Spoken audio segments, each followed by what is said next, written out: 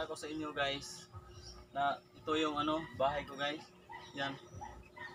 Sa likod nito guys, may ano, taniman ko ng kamuti sa likod nito. So, mamaya guys, mag-ano tayo ng taniman ng kamuti sa likod. So,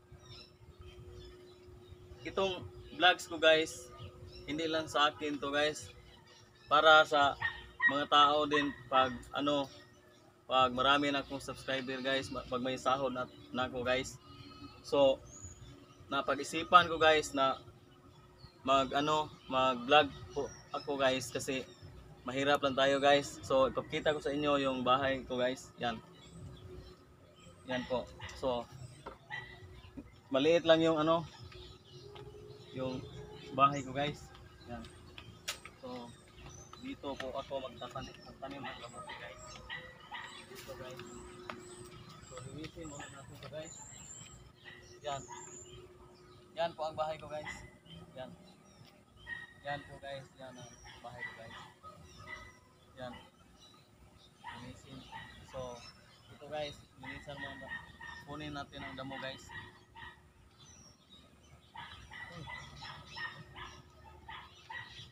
Kunin natin ang damo dito guys. Yan guys. Taniman ko ng ano, kamuti. Yan. Ito yung bahay ko guys. So, baka may maawa sa atin guys na yung bahay natin pupunta yung mga subscriber natin papalapit guys. So may sahod tayo yung bahay natin guys.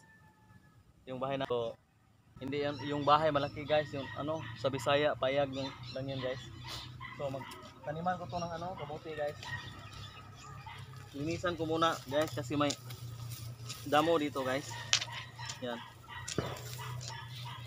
Mamaya papakita ko sa inyo kung paano magtanim ng kamuti guys. Linisan ko muna to kasi maraming damo guys.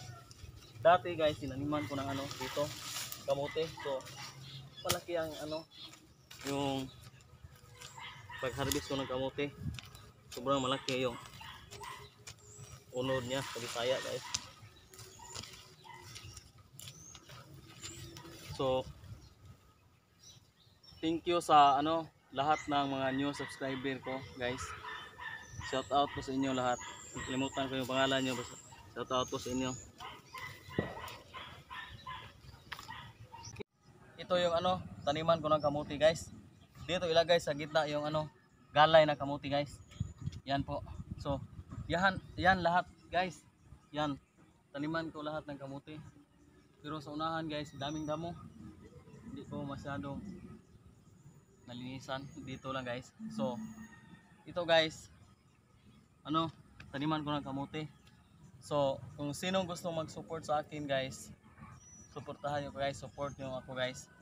So thank you sa lahat na nanonood sa video ko, Manlangit TV. So salamat sa inyong lahat. Thank you.